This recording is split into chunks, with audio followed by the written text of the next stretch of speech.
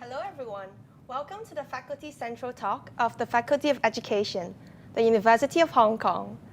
I'm Vanessa, and I'm studying Bachelor of Arts and Bachelor of Education, Language Education, English. Hi, I'm Brian, and I'm studying Bachelor of Science in Speech and Hearing Sciences. We are the MC of today's Faculty Talk. We're honored to have Dr. Lo Yun Yi, Associate Dean, Learning and Teaching, and Dr. Lo Ka Yi, Assistant Dean, Knowledge Exchange, and the Program Director of the Double Degree Program of our faculty to join us today. Welcome, Dr. Lo and Ka Yi. Thank you. Thank you. Thank you, Vanessa and Brian. It's our pleasure to meet you and our prospective students who are watching this talk online. Let's get started by briefly introducing our faculty. Our faculty has over 100 years of history. To give you a quick overview, we originated as a department in the Faculty of Arts, founded in 1917. Then a School of Education was formed in 1976. And 8 years later, in 1984, we developed into a Faculty of Education, the present-day Faculty of Education. We have three academic units, namely Teacher Education and Learning Leadership, Social Context and Policies of Education, Human Communication, Development and Information Sciences. In fact, our faculty is a leading institute, both locally and internationally. We are ranked, for example, we are ranked number 6 in the Times Higher Education World University Rankings by subject in 2022. Whereas in the QS University ranking, in University Rankings by subject, we are ranked number 7 in 2021. As a prospective student, you may wonder what our teachers are like. We have around 120 academic staff from all over the world, and they are all experts in different areas. Ka Yi, would you like to introduce our programs to our audience? Yes, sure. Currently, we offer 8 programs in total. 3 are double degree programs and 3 single degree programs and 2 single degree programs for secondary school students, and 3 top-ups programs for associate degree and higher diploma holders. The programs are in education, early childhood education and special education, speech and hearing sciences, information management, applied child development, and social data science. So as you can see, we offer a wide range and exciting program, and we hope that to provide the best possible preparation for our students for their chosen professional pathways. Indeed, the faculty is home to professional staff and students of so many areas. So now, since we are the Faculty of Education, I have a rather philosophical question for Dr. Lo and Ka Yi, and I'm sure that our audience can also think about it for a little bit. So, what do you think is education, and what does education mean to you? That's a good question. We are all very familiar with schools and learning, and I think perhaps we haven't really thought about what education is and what its purposes are. I once taught a course on sociological and philosophical perspectives of education, and I came to understand that education can be defined in different ways. To me, education is a lifelong process that develops, draws out, and stimulates children's physical and intellectual abilities and potentials. In schools, teachers introduce different aspects of knowledge to students, but more importantly, they also guide students how to learn by themselves, so that students can continue with their lifelong learning journey after leaving schools. So as a teacher and teacher educator, I'm always excited to explore the world with our students. We always said knowledge can change your fate. I have projects supporting ethnic minorities and Chinese students from underprivileged families using information technology to learn a second language, and then using the language to learn other subjects. So when they are equipped with knowledge and language proficiency, they could have better education and career prospects, the chance for upward social mobility, and a brighter future. Therefore, to me, education is to compensate our students for what they can't obtain from home. This is particularly true when we talk about the huge learning loss among students from low-income families due to school closure during the COVID-19 pandemic. So education is a mission to serve and transmit knowledge to our younger generation and give hope to the needy. All right, you've listened to our answers, Brian and Vanessa. So what about you? Can you two share with us why you chose our programs? I aspired to be a teacher since I was little, mostly because I've met so many amazing teachers along the way who have made me into who I am today. Their patience, support, and wisdom have motivated me to be one of them, to empower our next generation. Therefore, when I was in secondary school, I was eager to choose this program to learn how to be a professional teacher in the future. So I chose this program because I strongly believe that the ability to communicate effectively and swallow safely are two of the most basic human ability and rights to obtain. So unfortunately, not everyone in our community is equipped with this capacity. Yes, so I feel honored to be a part of the team that helps support the health integrity and the lives of many people in our community. And what do you like about our programs? This program offers high flexibility for me to explore my academic interests. By providing a wide selection of courses, I can learn about different domains of English by choosing different courses that I like. I could study different domains of education by choosing education electives.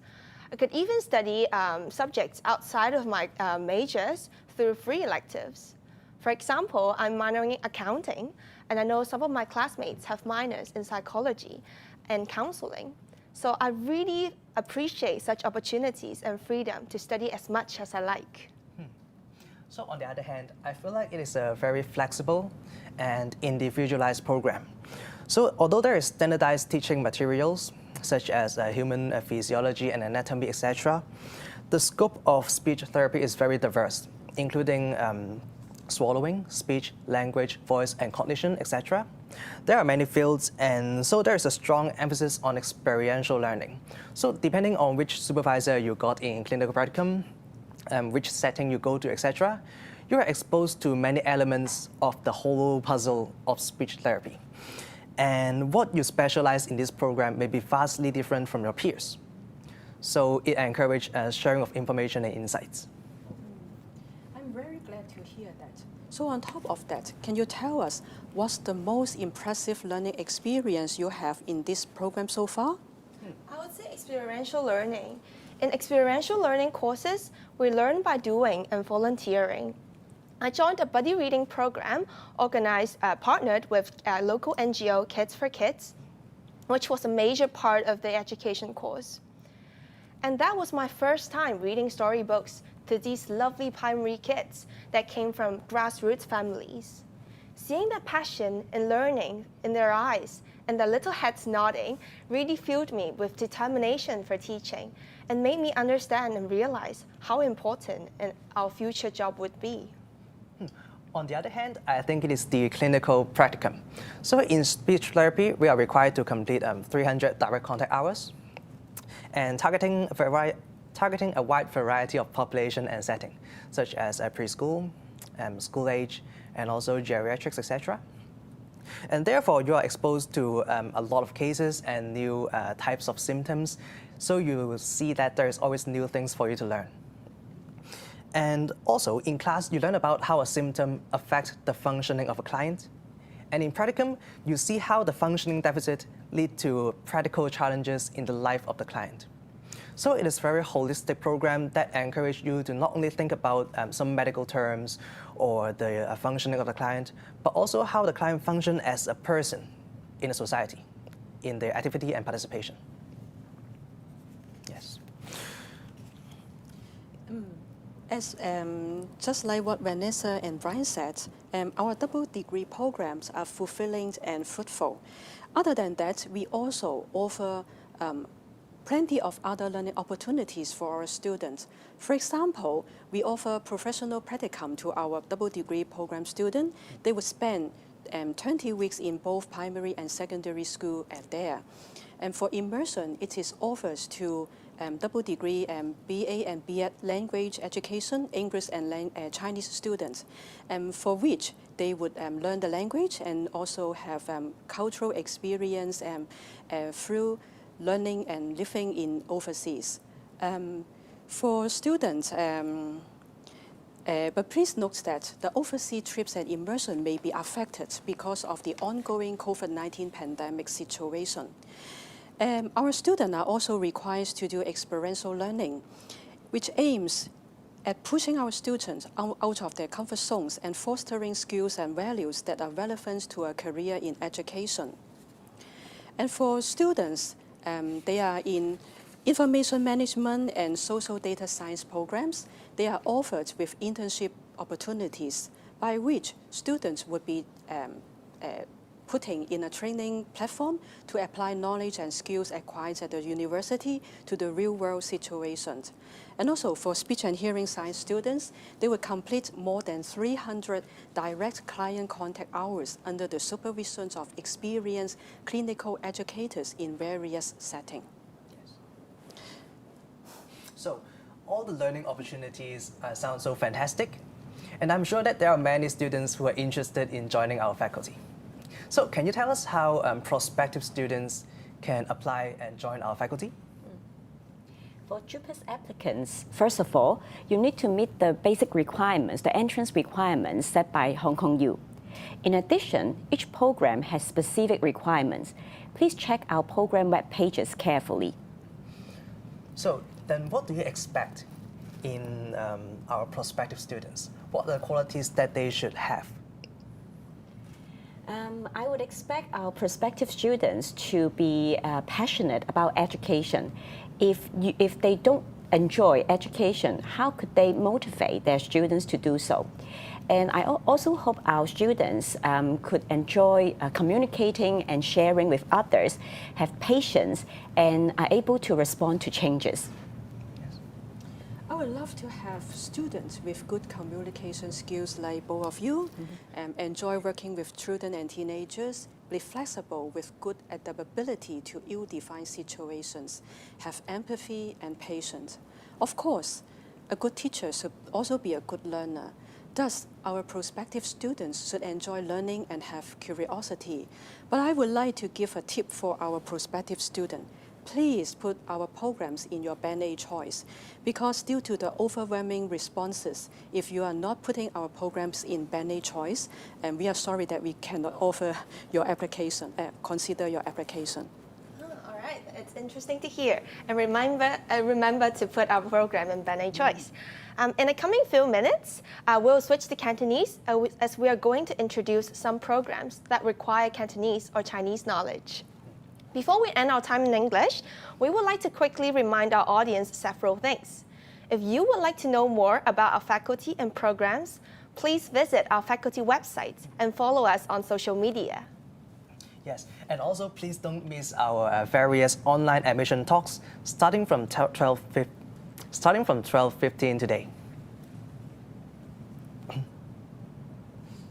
跟住落嚟，我哋就會介紹3個係會用中文同埋廣東話嚟學嘅課程。首先係文學士及教育學士語文教育中文教育，我哋嘅學生係會喺文學院同埋教育學院裏邊去完成呢個雙學士學位課程。學員喺教育學院就會主修中文教育，研習中文相關嘅教學理論同埋方法。至於喺文學院，佢哋就會主修中國語言、文學同埋文化。並且佢哋會喺中學同小學完成20個星期嘅實習，並且完成境外沉浸嘅課程。咁所以我哋學完畢業之後，其實係可以喺中學同埋小學裏面成為一個專業嘅中文老師嘅。另外一個課程就係教育學士幼兒教育及特殊教育。呢個課程提供專業嘅幼兒教師職前培訓，並且特別着重喺特殊教育嗰方面。學員可以喺唔同嘅環境實習16個星期。當中有6個星期就會喺特殊幼兒中心裏邊實習。學員完成咗呢個課程之後，可以申請註冊成為幼稚園嘅教師、幼兒工作員、幼兒中心主管同埋特殊幼兒工作員。而畢業生亦都符合教育局對於擔任幼稚園校長嘅學歷要求嘅。第三，另外，你學士言語及聽覺科學Bachelor of Science in Speech and Hearing Sciences， 呢個都需要我哋嘅學生係用中文識中文同埋廣東話嘅。呢個課程旨在教授正常發展以及言語吞咽障礙嘅基礎理論同埋相關嘅學科，例如醫學、心理學、言語學等等嘅專業知識。學生需要喺專業臨床導師嘅督導之下，完成超過300個鐘頭嘅臨床實習。呢個課程獲得香港言語治療師公會嘅認可，畢業生可以申請成為香港言語治療師公會認證嘅註冊言語治療師同埋會員，亦都可以喺香港執業。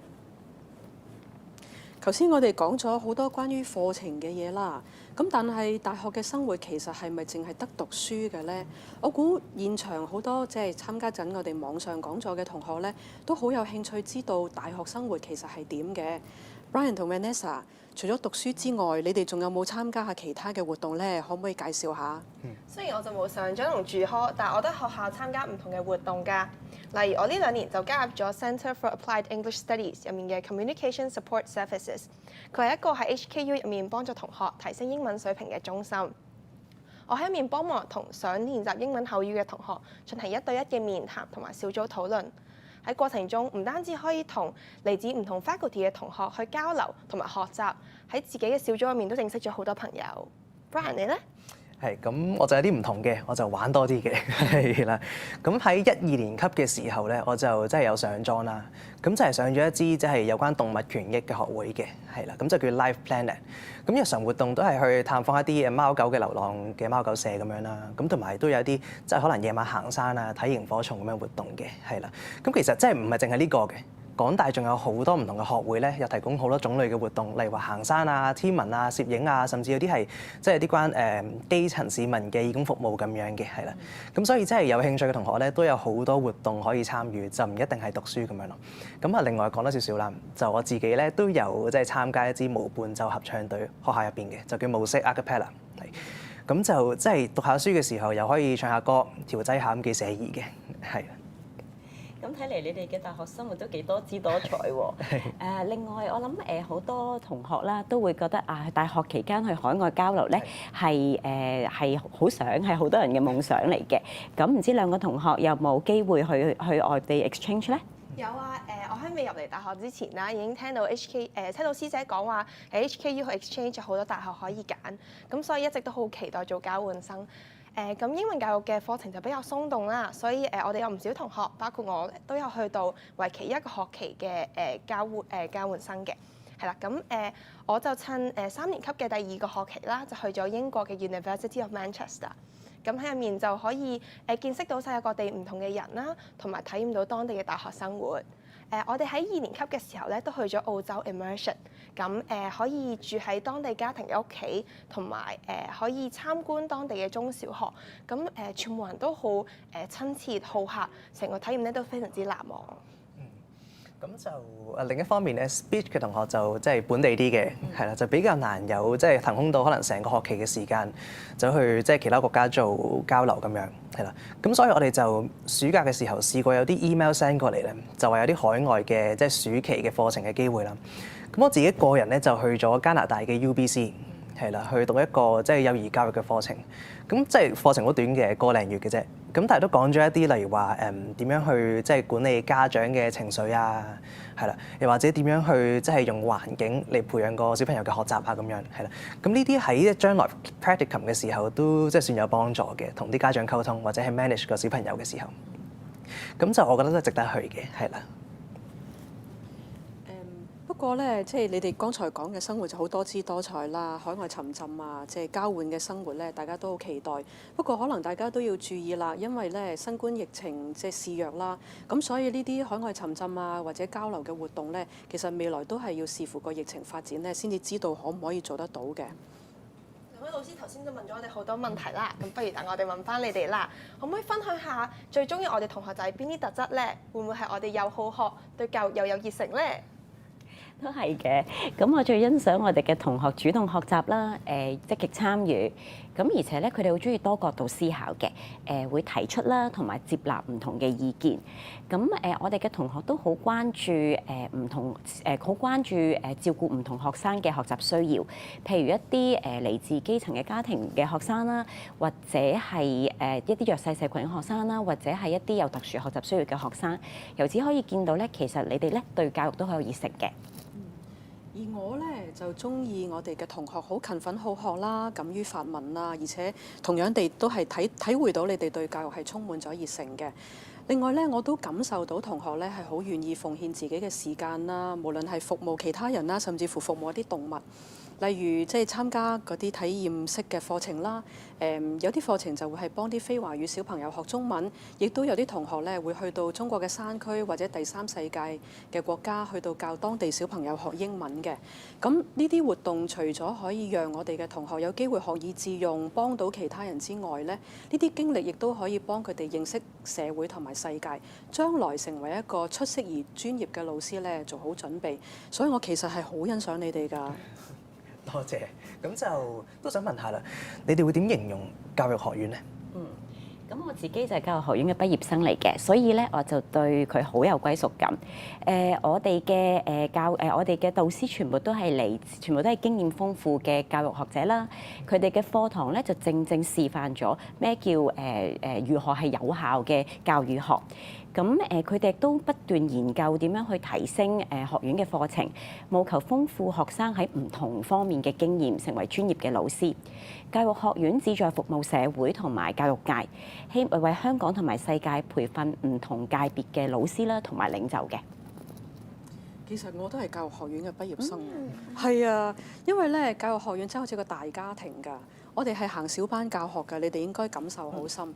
我哋嘅導師啦，同學生之間呢，其實個關係係好密切而且溫馨嘅。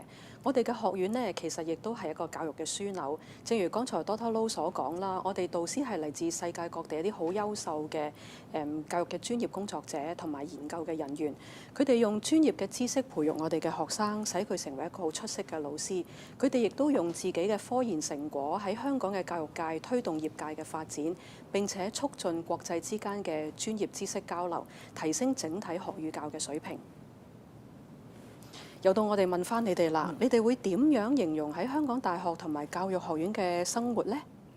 我覺得大學俾咗我哋好多選擇，只要你肯花出時間啦，同埋有勇氣去參加唔同嘅活動或者計劃，周圍都有好多好好嘅機會俾你去學新嘢啦，同埋認識新朋友。所以我呢幾年都真係過得好開心。雖然有陣時學習過程中，有陣時有啲功課啊，或者係有啲寫教案嘅過程都幾有挑戰性。咁但係因為畢竟呢啲課程都係自己揀啦，同埋自己中意嘅，咁所以做完之後咧都會好有滿足感，同埋學到好多嘢。咁我都好認同 Vanessa 嘅講法嘅。咁就我認為校園生活嘅精要咧，就係選擇多，係啦，但係要對自己嘅選擇負責嘅，係啦。咁所以就自由度高咧，但係換取翻嚟嘅就係要自己識得控制自己，係啦，自己識得監管自己咁樣。咁所以就以 speech 嚟講就更甚啦，因為始終 speech 都係空餘時間比較多，係啦。咁所以點運用就係靠自己嘅做法咯。